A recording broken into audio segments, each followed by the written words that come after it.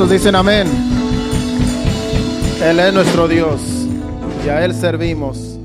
Padre Santo, y así hemos traído, Señor, lo que tu pueblo ha traído, ofrenda, diezmo, lo que hayan traído, Señor, te lo presentamos, Señor, y te pedimos que tú lo recibas, Señor, y que tú sigas bendiciendo a tu pueblo. En el nombre de Jesús, recíbelo, Señor. Amén. Pueden tomar su lugar en esa bendición. Y bienvenidos una vez más a esta casa, todos aquellos que se esforzaron en este mediado de semana, ¿verdad? Donde hay algunos que se les hace difícil por la distancia. Algunos nos dicen, no vamos a poder llegar, se nos hizo tarde el trabajo y lo entendemos. Pero yo sé que hay algunos que viven un poco más cerca y pueden llegar a tiempo. Y qué bueno que ustedes se esforzaron a llegar.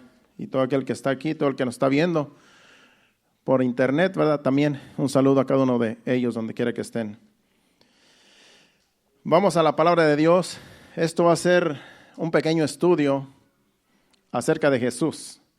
¿Se acuerdan que les dije la semana pasada que iba a sentí en mi espíritu traer enseñanzas de Jesús, hablando de Jesús, hablando de su vida, de lo que Él hizo, de la doctrina, cosas que sucedieron?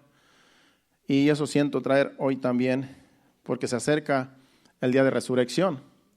Entonces yo siento que el Espíritu Santo me está poniendo la vida de Jesús, sus hechos, milagros y todo lo que Él hizo mientras Él estuvo aquí en la tierra. Él estuvo solamente como 3 años y medio aquí en la tierra ministrando, haciendo discípulos, haciendo milagros, señales y prodigios. Pero en esos 3 años y medio, la Biblia dice que al principio lo seguían multitudes. Al principio lo seguían multitudes porque hacía muchos milagros, muchas sanidades. Y se hizo muy famoso Jesucristo. En sus primeros días, sus primeros meses, años a lo mejor. Pero ya después, si usted se da cuenta, después lo dejaron solo. Solamente lo dejaron, se quedó solamente con sus 11 porque Judas lo traicionó. Y sabemos la historia, ¿verdad? De que en realidad no apreciaron todo su ministerio, mucha gente. Recibieron el milagro, recibieron sanidades, recibieron muchas cosas de Jesucristo, pero después los mismos que recibieron, muchos de ellos lo dejaron, porque ellos no iban siguiendo a Cristo, iban siguiendo obras, lo que Jesucristo hacía, porque les suplía sus necesidades, les daba de comer en algunas ocasiones, multiplicó la comida, y muchos de ellos solamente iban porque Jesucristo les daba y porque les hacía algún milagro. Pero a Jesucristo, hermano, no se le sigue a Dios, a Jesucristo no se le sigue para recibir algo de Él, sino por amor. Por amor, porque Él dio toda su vida por nosotros. Dios derramó su sangre, dio su vida por nosotros, para que nosotros ahora tengamos vida y vida en abundancia. Entonces no hay que dejarnos llevar por las emociones, porque si nos dejamos llevar por las emociones, hermano, no vamos a permanecer. Porque cuando viene la prueba, cuando viene la angustia, cuando viene la aflicción, muchos se vuelven atrás. Pero a Jesucristo se le sirve por agradecimiento, por amor. Así es que todo aquel que ama a Cristo, todo aquel que verdaderamente está agradecido con Cristo por todo lo que Él ha hecho en nosotros, va a permanecer hasta el final. Y yo espero que usted sea uno de ellos. Porque aquí no es de emociones, no es de que sentí bonito, no es de que lo que vi, no, aquí todo es por fe, hermanos. Este caminar es por fe. Porque va a haber veces que no vamos a sentir nada, va a haber veces que no vamos a ver nada y solamente vamos a creer que Él es Dios. Y con eso nos basta.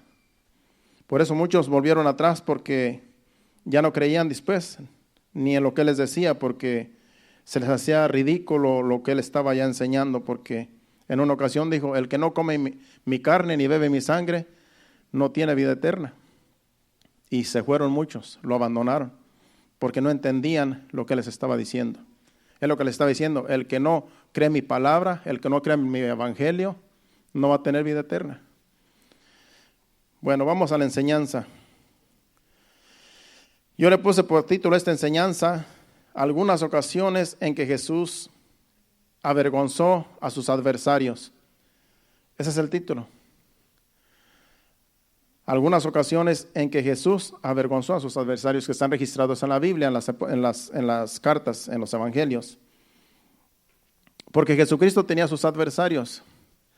Tenía a los saduceos, tenía a los fariseos, tenía a los escribas, tenía a los herodianos y otros que a lo mejor también se unían a ellos, incrédulos, que no aceptaban la doctrina de Cristo. Y ellos eran sus adversarios.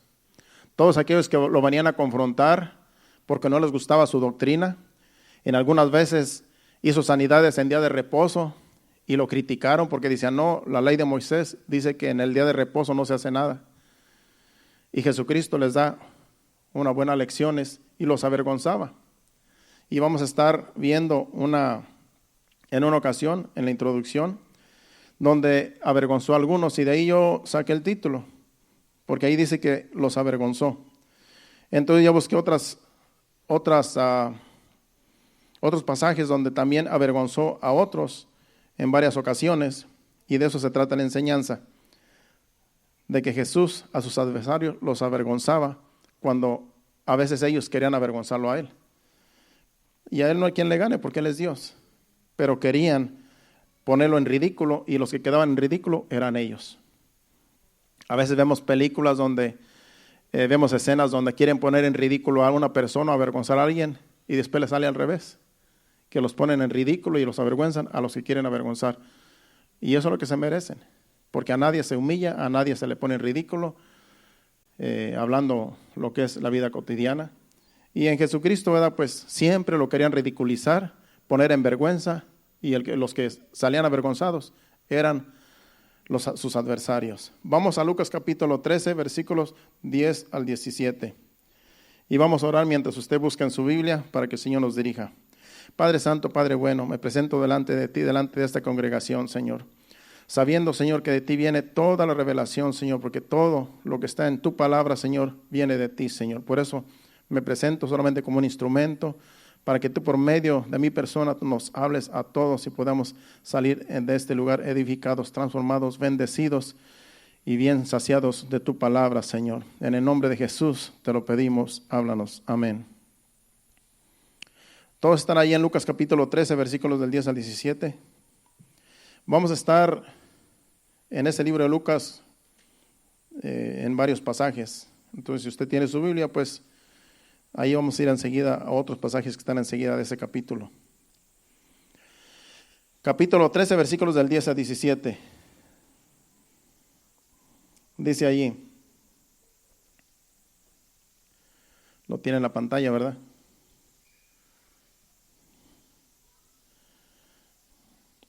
Dice, enseñaba Jesús en una sinagoga en el día de reposo, y había allí una mujer que desde hacía 18 años tenía espíritu de enfermedad y andaba encorvada y en ninguna manera se podía enderezar.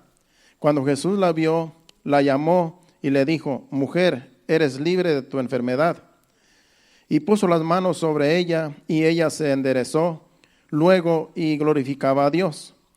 Pero el principal de la sinagoga, enojado de que Jesús hubiese sanado en el día de reposo, dijo a la gente, 6 días hay en que se debe trabajar, y en estos pues venid y sed sanados, y no en día de reposo.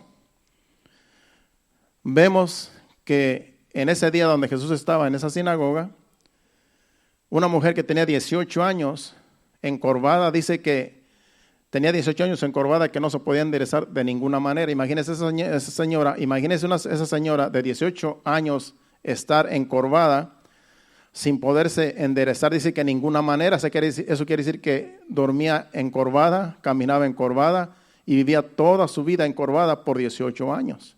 Esa mujer estaba en tormento, hermanos. Y en ese día de reposo, a Jesucristo se le ocurre sanarla.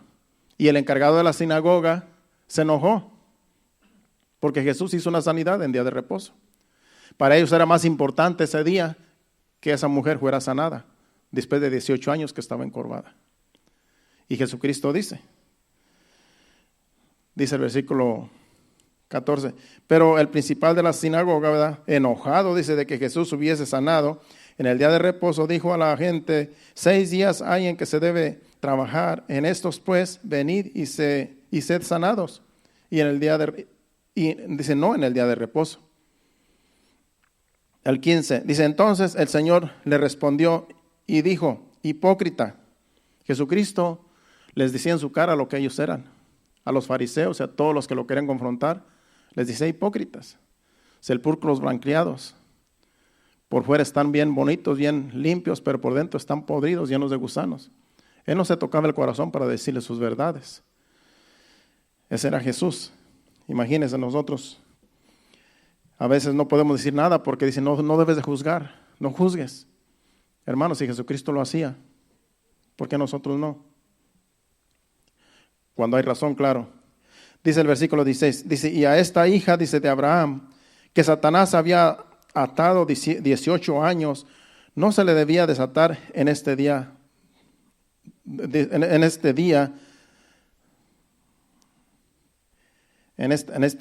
ligadura, en el día de reposo. Creo que me pasé un versículo, ¿no? El versículo, bueno, es que no terminé el 15, dice, entonces dice, el Señor le respondió y le dijo, hipócrita, dice, cada uno de vosotros no desata en el día de reposo su buey o su asno del pesebre y lo lleva a beber. Dice, y esta hija de Abraham, que Satanás había atado 18 años, no se le debía desatar de esta ligadura en este día de reposo. Dice, cuando una persona tiene su buey o su asno, dice, lo lleva a beber agua. Lo desata del pesebre y lo lleva a beber agua, aún en el día de reposo. ¿Acaso esta mujer que estaba atada por Satanás por 18 años no se le debería desatar en este día de reposo? ¿Qué es más importante, un asno, un buey, de ir a darle agua, o una mujer que tenía que ser sanada en ese día, después de 18 años de estar encorvada? Entonces ahí lo pone como, pues lo deja en vergüenza en realidad, porque más adelante dice el versículo 17, dice, y al decir él estas cosas, se avergonzaban todos sus adversarios, pero todo el pueblo se regocijaba por todas las cosas gloriosas hechas por él. Dice que avergonzaba a todos sus adversarios. Se avergonzaban. ¿Por qué? Porque no podían contra su doctrina y contra los hechos de él. De ahí yo saqué el título. Algunas ocasiones en que Jesús avergonzó a sus adversarios. Se quedaban avergonzados porque en realidad Jesús les decía sus verdades. Cuando no podían refutar lo que él decía, los dejaba avergonzados. Y muchas ocasiones. Esa es una, pero vamos a otra. Lucas capítulo 20, versículos del 1 al 8. Más adelantito en ese mismo libro. Lucas 20, del 1 al 8.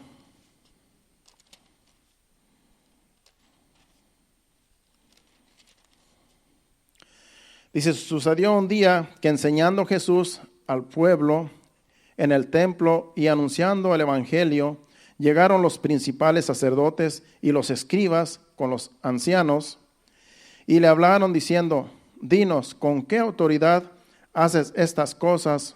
¿O quién es el que te ha dado esta autoridad? Vemos aquí otros religiosos, ancianos y fariseos, intérpretes de la ley, toda la gente que estaba contra él, contra su doctrina. Y vinieron preguntándole que con qué autoridad hacía lo que él hacía, con qué autoridad tú sanas, con qué autoridad tú reprendes, ¿quién te dio esa autoridad? Él siempre decía que la recibía del Padre, pero ellos nunca le hacían caso. En muchas ocasiones dijo, lo que yo hablo, no lo hablo por mi cuenta, sino que el Padre me dice lo que yo debo de hablar. Lo que yo hago, no lo hago por mi cuenta, sino que mi Padre me dice y Él es el que hace las cosas en mí. Pero aquí querían ellos que les dijera quién verdaderamente, de dónde viene ese poder, quién te da la autoridad, quién es, de dónde recibes ese poder, porque ellos no creían lo que les decía. En el versículo 3 dice, respondiendo Jesús les dijo, os haré también yo una pregunta, respondedme, ¿el bautismo de Juan era del cielo o de los hombres? Vemos allí que Jesús les contesta con una pregunta. Ellos esperaban que Jesucristo les diera una respuesta a su pregunta, pero Jesucristo sabía lo que había en sus corazones, solamente lo querían avergonzar a él. Pensaban que lo iban a dejar callado o que él no iba a poder responder a su pregunta. Y dice, bueno, pues yo también les tengo otra pregunta. A veces que es bueno cuando a ti te hacen una pregunta, tú dices, bueno, yo te voy a hacer una a ti. Si tú me la contestas, yo te contesto lo que tú me hiciste. Eso es válido, ¿verdad? Jesucristo lo hizo. Dice, el bautismo de Juan, ¿era del cielo o de los hombres? Jesucristo sabía porque Él conoce los corazones. ¿Y qué dijeron ellos? Le respondí, que no pudieron responder porque dicen que entre ellos después, dice el otro versículo, el 4, ¿verdad? Dice, el 5 dice, entonces ellos discutían entre sí diciendo, si decimos del cielo, dirá, ¿por qué pues no le creísteis? O sea que Jesucristo los puso en aprieto. La pregunta que Él les hizo se les hacía difícil contestarla porque el bautismo que Juan el Bautista estaba haciendo, todo el pueblo le creía. Todo el pueblo creía el bautismo de Juan. Dice que muchos creían y venían a ser bautizados por él. Entonces ya Juan tenía muchas multitudes siguiendo su doctrina. Y esa doctrina era el camino que él estaba abriendo para Jesucristo. Y ahora Jesucristo estaba en su ministerio. Entonces va y les dice Jesucristo, el bautismo de Juan era del cielo o era de los hombres. Y ellos no hallaban qué contestar, por eso dice aquí. Entonces ellos discutían entre sí, diciendo, si decimos del cielo, dirá, ¿por qué pues no le creísteis? Y si decimos de los hombres, el versículo 6, todo el pueblo nos apedreará, porque están persuadidos de que Juan era profeta. O sea que no podían decir ni una cosa ni otra, porque si decían es de los hombres, el pueblo los iba a apedrear. Y si decía, es del cielo, bueno, ¿por qué no le creíste?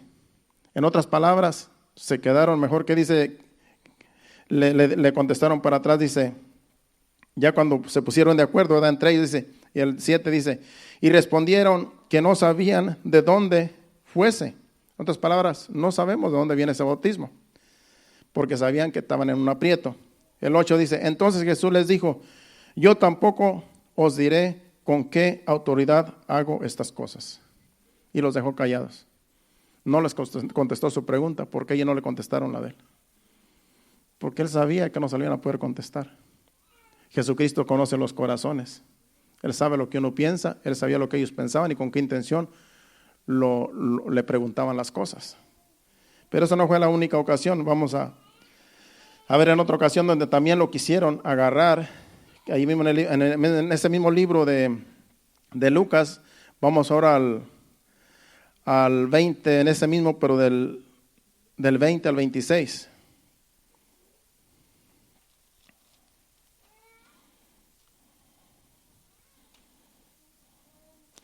Primero vamos del 20 al 26.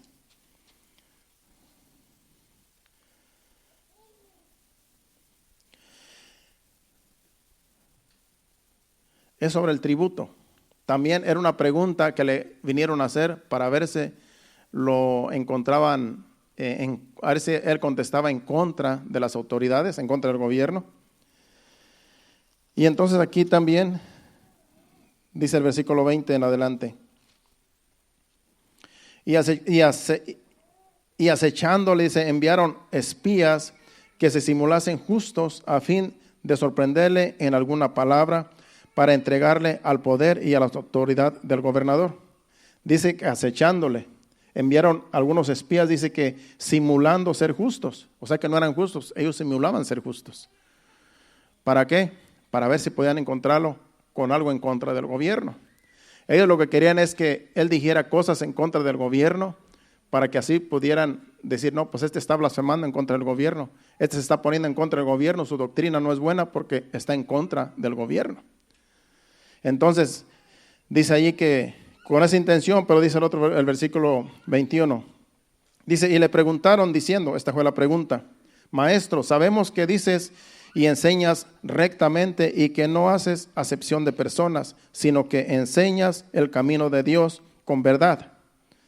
Vinieron con muchos halagos, con palabras lisonjas, diciéndole, no, sabemos que todo lo que tú dices es verdad y no hay quien te contradiga, en otras palabras, porque todo lo que dices es cierto. Entonces ya vinieron con la pregunta, dice, el 22.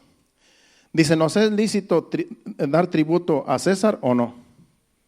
Ellos lo que querían era agarrarlo en alguna falta. Dice El 23 dice, mas él, comprendiendo la astucia de ellos, les dijo, ¿por qué me tentáis? ¿Por qué me tientas? Sabía con qué intenciones venían, para que dijera algo en contra del gobierno. El 24 dice, mostradme la moneda de quien tiene la imagen y la inscripción. Y respondiendo, dijeron, de César. El 25, entonces les dijo, pues dad a César lo que es de César y a Dios lo que es de Dios. Y ese es un dicho que hasta los mundanos lo usan, ¿verdad? Pero lo dijo Jesús, dar a César lo que es de César y a Dios lo que es de Dios. Y el 26 dice, y no pudieron sorprenderle en palabra alguna delante del pueblo, sino que maravillándose de su respuesta, callaron. Callaron porque quedaron avergonzados. Porque lo que ellos querían hacer era ponerlo en mal, en delante del pueblo y en delante del gobierno, para tener de qué acusarlo y llevarlo preso. Pero él, bien sabio, dice, bueno, pues denme una moneda. ¿Y de quién es la cara? Pues del César. Bueno, pues denle a César lo que es del César y a Dios lo que es de Dios. En otras palabras, paguen sus impuestos al César, ya que pues eso es el gobierno terrenal, pero también a Dios denle lo de Dios también. Y de ahí es donde sabemos que Él también aprueba a que a Dios se le den los diezmos y las ofrendas. Se le dé al Señor lo que le corresponde. Pero a César también se le da, o en otras palabras al gobierno hay que pagar las taxas también. Y entonces ahí no quedó mal. Ahí quedó, los dejó en vergüenza, porque lo que ellos querían hacer era avergonzarlo y hacerlo quedar mal para poder prenderlo. Y que los dejó avergonzados, porque él sabía con qué intenciones venían.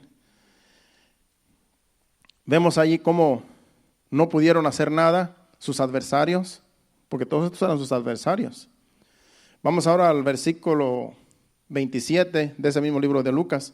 En el otro versículo que sigue, terminamos en el 26, pero el 27 dice, llegaron entonces algunos de los saduceos, los cuales niegan haber resurrección. Le preguntaron, diciendo, Maestro, Moisés nos escribió, si el hermano de alguno muriere teniendo mujer y no dejare hijos, que su hermano se casase con ella y levante descendencia a su hermano. Eso estaba en la ley. En la ley está en la ley, si usted va a la ley de Moisés, se escribió de que si una mujer se casaba con un hombre y ese hombre moría, la mujer quedaba viuda, entonces ese hombre tenía hermanos. El hermano que le seguía a ese hombre que había tenido esa esposa que quedó viuda, se había de casar con él, con ella, para dejarle descendencia. En otras palabras, los hijos que le nacieran a él iban a ser a nombre del hijo que había muerto, para que el hijo que había muerto tuviera descendencia. Eso está en la ley.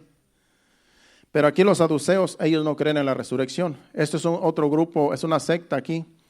Los saduceos es una secta también religiosa. Acuérdense que los saduceos, los fariseos, los herodianos, los escribas eran los adversarios de Jesucristo. Entonces estos saduceos, este era un grupo de ellos que no creen en la resurrección de los muertos. Pero estos vinieron solamente para ver qué les contestaba Jesucristo. Porque dice esta mujer, tuvo un marido, tuvo otro y otro y otro, tuvo 7 hermanos. Esa mujer era tremenda, hermanos, porque acabó con 7.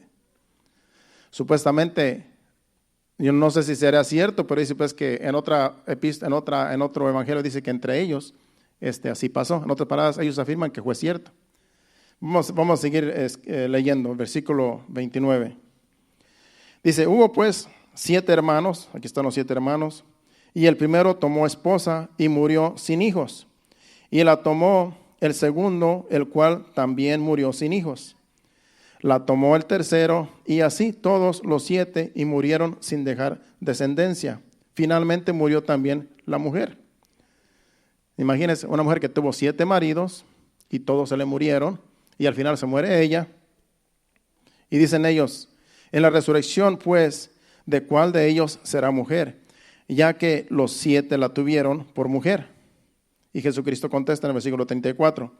Entonces respondiendo Jesús les dijo, los hijos de este siglo se casan y se dan en casamiento, Dice, mas los que fueren tenidos por dignos de alcanzar aquel siglo la resurrección de entre los muertos, ni se casan ni se dan en casamiento.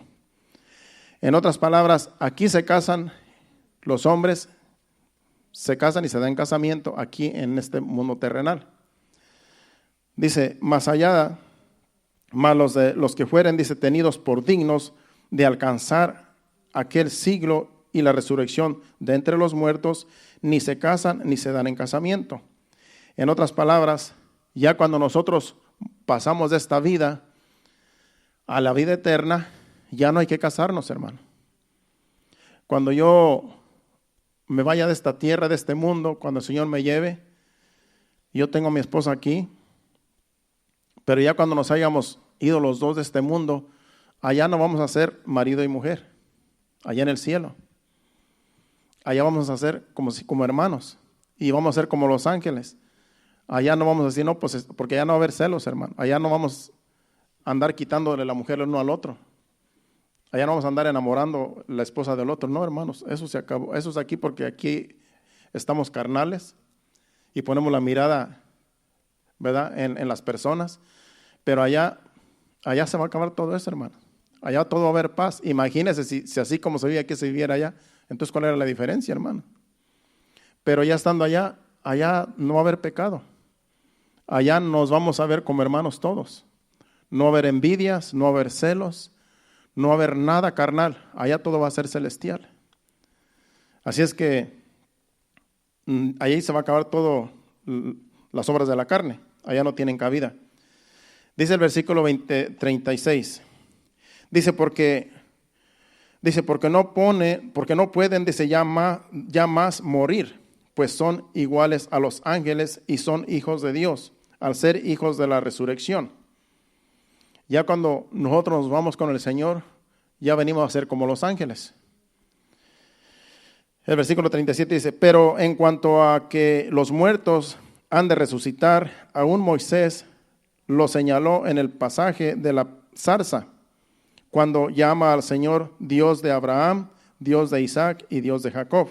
El 38, porque Dios no es Dios de muertos, sino de vivos, pues para Él todos viven.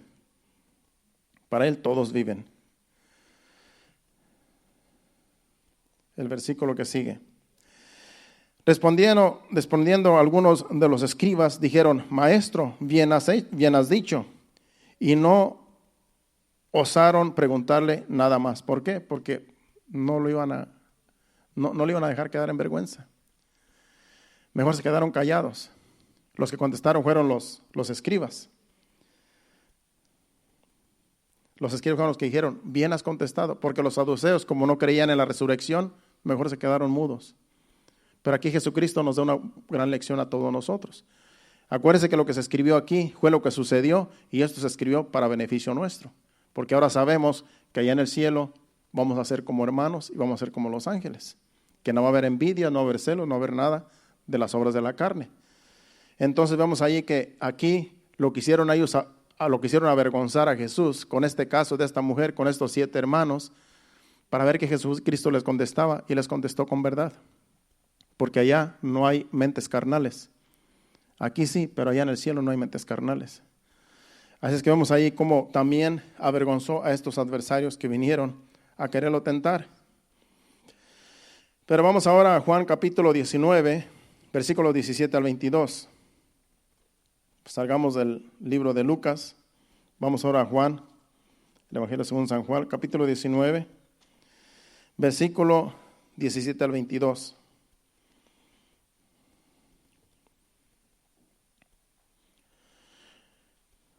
Dice, aquí es cuando ya Jesucristo lo llevaban a crucificar. Era cuando lo golpearon, lo torturaron. Vamos a leer el versículo 17, dice, y él cargando su cruz salió al lugar llamado de la calavera, y en hebreo Golgota. Y allí crucificaron con él a otros 2, uno al lado de Jesús y en medio, uno a cada lado de Jesús y Jesús en medio. Dice, escribió también Pilato un título que puso sobre la cruz, el cual decía: Jesús Nazareno, Rey de los judíos.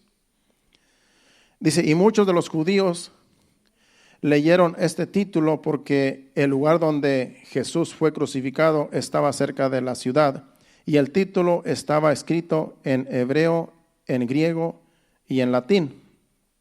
Dijeron a Pilato los principales sacerdotes de los judíos: no escribas Rey de los judíos, sino que él dijo: soy Rey de los judíos. Y el 22, respondió Pilato: lo que he escrito, he escrito. Vemos que aquí aún, cuando ya Jesucristo lo llevaban, ¿verdad? Se le ocurre a Pilato poner esta inscripción: Jesús, el Rey de los judíos. Era como una burla, pero era cierto. Jesucristo mismo lo estaba avergonzando, aún que lo llevaban ya para crucificarlo. Y le dijeron: no, es que él se dice Rey de los judíos, pero no es que sea Rey de los judíos, dijeron los sacerdotes. En otras palabras, no hubieras puesto eso. Él dice que es Rey de los judíos, pero no es así. Y dijo Pilato: lo que he escrito, escrito. En otras palabras, ya lo escribí. Ya no había nada que hacer. Pero eso se lo había dado Dios, que lo escribiera para avergonzarlos a ellos. O sea que ni siquiera aún llevando a Jesús en ese trayecto a la cruz, aún ahí todavía los estaba avergonzando. Imagínense, porque Él es el Hijo de Dios. Ellos querían avergonzarlo a Él, ellos querían humillarlo a Él, ellos creían que lo iban a burlarse de Él y criticarlo y golpearlo y hacer todo, y pensaban que lo que ellos estaban haciendo estaba bien y lo estaban humillando, pero Él también los estaba humillando a ellos. Sin saber ellos, lo estaban glorificando, lo estaban poniendo como el Rey de Reyes, Señor de Señores, y sin saber. Por eso Pilato dijo: bueno, lo que he escrito, escrito. Ni siquiera Pilato sabía que eso iba a estar en las Escrituras como el Hijo de Dios, el Rey de Reyes. Pero todo se hizo en realidad por la voluntad de Dios y para avergonzarlos a ellos, para avergonzar a sus adversarios. Así es que con Dios no hay quien pueda, hermanos. Con Cristo no hay quien pueda. Los demonios pensaron que lo iban a matar en la cruz y que iban a acabar con Él, y Él los derrotó en la cruz. Ellos quisieron acabar con Él y dijeron: aquí acabamos con Él, lo matamos y se acabó Cristo, se acabó el Hijo de Dios. Es que Jesucristo cree las Escrituras. Jesucristo dice en la Biblia que los demonios creen y tiemblan, pero no conoce el futuro. Satanás no conoce las revelaciones, porque las revelaciones vienen de Dios. Él solamente cree la palabra y se sabe la Biblia, pero no conoce el futuro. Solamente Dios conoce el futuro. Si hubiera conocido el futuro de que Jesucristo al crucificarlo lo iba a vencer, no lo hubieran crucificado. El diablo no hubiera crucificado a Jesucristo si hubiera sabido que lo iba a derrotar en la cruz. Si sabía que ahí le iba a pisar la cabeza, ¿usted cree que lo iba a crucificar? No lo hubieran crucificado. Pero él pensó que al crucificarlo iba a tener victoria. Y creyeron que habían cantado victoria, el diablo y sus demonios. Pero fue todo lo contrario. Él les pisó la cabeza a ellos. Y ahora es nuestro Rey. Ahora Él triunfó sobre todos ellos. Los avergonzó a todos. Y ellos pensaron que ellos lo habían derrotado. Así es que con Dios no hay quien pueda, hermano. Por eso estamos nosotros en el lado ganador. Usted no se avergüence por ser hijo de Dios. Usted no se avergüence porque es un hijo de Dios. Porque en aquel día los que van a ser avergonzados son aquellos que no creen. Aquellos que nos humillan, aquellos que nos critican, aquellos que se burlan. Un día van a ser humillados ellos. Y nosotros seremos exaltados si seguimos creyendo en Él. Porque estamos en su reino.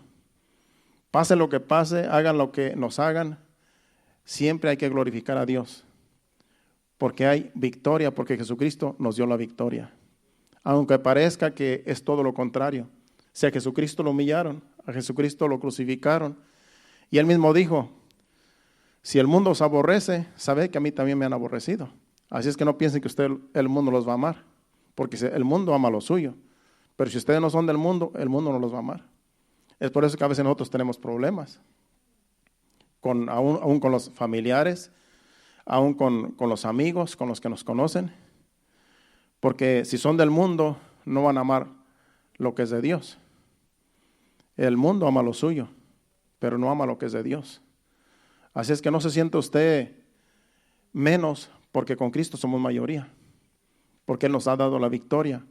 Somos más que vencedores en Cristo Jesús. Él venció y nosotros también vencemos.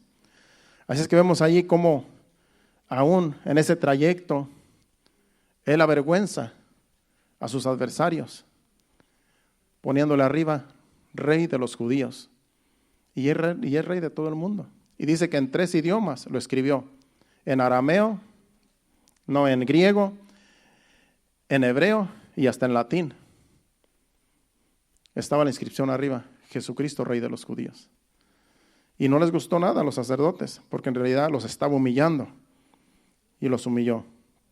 Ahora vamos a Mateo capítulo 27, versículos del 27 al 29, porque ahí todavía vamos a ver donde también ya también fue en ese trayecto de la crucifixión, donde también allí los soldados, ahí se trata de los soldados, ellos creyeron burlarse de Jesús, ellos creyeron que lo estaban humillando, pero en realidad lo estaban exaltando.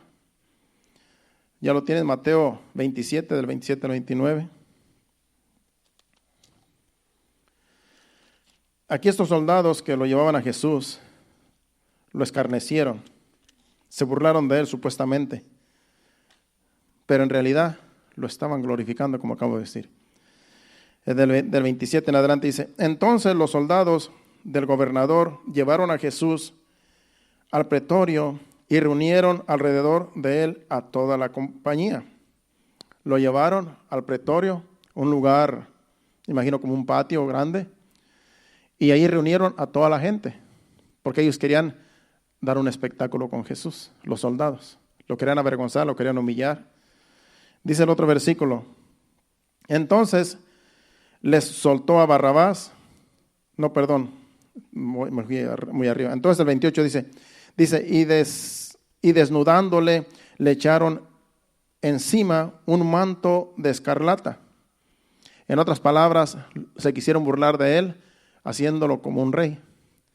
Le quitaron sus ropas y le echaron un manto de escarlata, como tipificando que era un rey. El 29 dice, y pusieron sobre su cabeza una corona tejida de espinas y una caña en su mano derecha, e hincando la rodilla delante de él, le escarnecían, diciendo: salve, rey de los judíos. Quisieron hacer burla de él, pero en realidad lo estaban exaltando. En su burla, en su escarnecimiento, estaban haciendo lo que se le hace a un rey. Se hincaban delante de él, le pusieron primero un manto y luego le dieron una caña en forma de un báculo. Acuérdense que los reyes tenían un báculo donde ellos ordenan con ese báculo, y era una caña como si fuera un báculo, y se postraban delante de él, hincada la rodilla, y decían: salve, ¿verdad? Como dice allí, salve, rey de los judíos, simulando de que él era un rey, y en realidad lo estaban exaltando con lo que ellos estaban haciendo, y no se daban cuenta que lo estaban exaltando, lo estaban poniendo en alto a Jesús, burlándose de él, porque en realidad él es el rey. Es que imagínense, aún allí, él sin poder hacer nada, el mismo pueblo, la misma gente, él mismo los estaba avergonzando con ese acto que le estaban haciendo a él, porque era cierto que él era el rey de los judíos, y él sigue siendo el rey del universo. Vemos allí cómo él avergüenza a sus adversarios de un modo u otro. No lo pueden, ni siquiera ya estando en las últimas, no pudieron con él. Por último, más bien por último, vamos a Colosenses capítulo 2, versículo 15.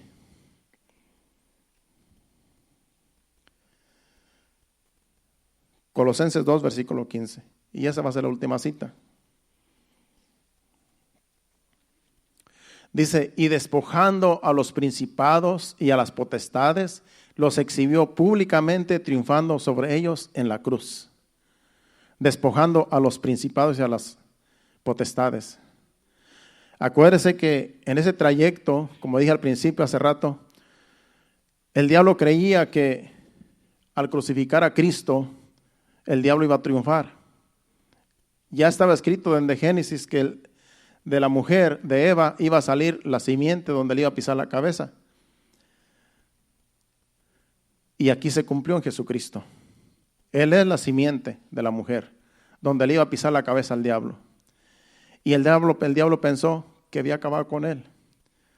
Dice que despojando a los principados y a las potestades los exhibió públicamente, triunfando sobre ellos en la cruz. Como dije hace ratito, si hubiera sabido Satanás que Jesucristo lo iba a vencer en la cruz, no lo hubiera crucificado. Pero no sabía. Satanás no sabe el futuro. Sabe la palabra, cree la palabra, porque sabe que la palabra viene de Dios y él conoce a Dios. Él conoce a Dios más que nosotros, porque en realidad él sabe quién es Dios. Acuérdese que el diablo era un querubín y él sabe quién es Dios y cree. Pero quiere hacer creer a la gente de que no existe Dios. Por eso hay muchos ateos. El diablo trabaja en la mente y le hace creer a la gente de que no existe Dios, de que Dios no es real, de que todo lo que vemos fue creado por sí mismo. ¿De cuándo acá se crean las cosas por sí mismas? Algunos creen de que esto se hizo de que una explosión se hicieron todos los planetas y todo el universo. ¿Cuándo una explosión va a ser algo bueno? ¿Cuándo ha visto usted que una bomba cuando explota hace algo bueno? Hace desastre. Pero eso es lo que creen muchos, que no creen la Biblia. Prefieren creer en filosofías de hombres, en creencias de hombres que la gente se inventa, cuando los inventos del hombre en realidad no llegan a nada, son vanidades. Pero todo lo que la Biblia dice, todo lo que la palabra de Dios dice, todo es verdad. Por eso los científicos y la gente científica debería de creer más, porque ellos buscan y buscan y se dan cuenta que no hay una respuesta a cómo se creó el universo. Cuando no hay respuesta a cómo se creó el universo en los libros y ni en la mente humana, hay que creer lo que dice la Biblia, porque la Biblia dice la verdad. La Biblia dice cómo fueron creados los cielos y la tierra en Génesis, cómo Dios creó los animales, cómo Dios creó todo. Y no podemos nosotros imaginarnos, porque en realidad la imaginación no nos alcanza. De cómo lo hizo los animales, no sabemos. Sabemos que el hombre lo hizo del polvo de la tierra, que hizo como si fuera un muñeco y luego le dio vida a Adán. Y sabemos que de Adán sacó una costilla y de esa costilla hizo a Eva. Eso lo dice la Biblia. Y hizo los animales, los peces, las aves, hizo todo en 7 días, dice la Biblia. Eso está escrito en la Biblia. Pero los ateos no creen lo que dice la Biblia, porque su mente humana no alcanza a entender las cosas de Dios, y nuestra mente tampoco. Es que no hay mente humana que entienda las cosas de Dios. Porque si llegáramos a entender a Dios, entonces ya seríamos como Dios. Nosotros solamente estamos limitados a creer lo que dice la Biblia. Como dije el otro día, lo que nos toca a nosotros es creer. De cómo va a ser, que cómo se hizo, que cómo se formó, no sabemos cómo se formó todo. No sabemos cómo Dios hizo todas las cosas. Cómo Dios hizo las galaxias, las estrellas, el universo, todo lo que existe. No sabemos. Son misterios, pero hay que creerlos.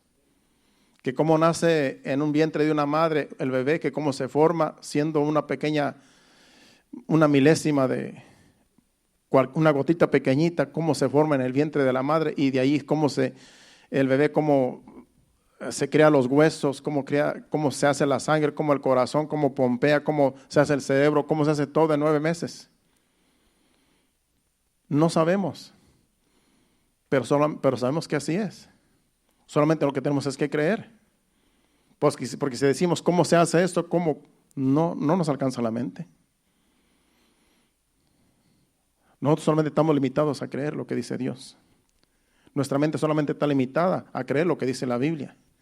De ahí para allá, hermanos, no podemos nosotros sacar ninguna conclusión más que creer. Por eso esta palabra de Dios la puede creer una persona que ni sabe leer, solamente por creer puede ser salva. No se necesita mucha ciencia para creer en Dios. No se necesita nada de ciencia, lo que se necesita es solamente tener una mente abierta, un corazón abierto para recibir la palabra de Dios, que es la que nos salva. No se necesita de saber mucha letra. No se necesita de mucho estudio. Muchas de las veces el mucho estudio envanece la mente. Por eso los que estudian mucho y no estudian la palabra de Dios, se envuelven tanto en los estudios, digamos en las universidades, y allá les enseñan cosas que no dice la Biblia.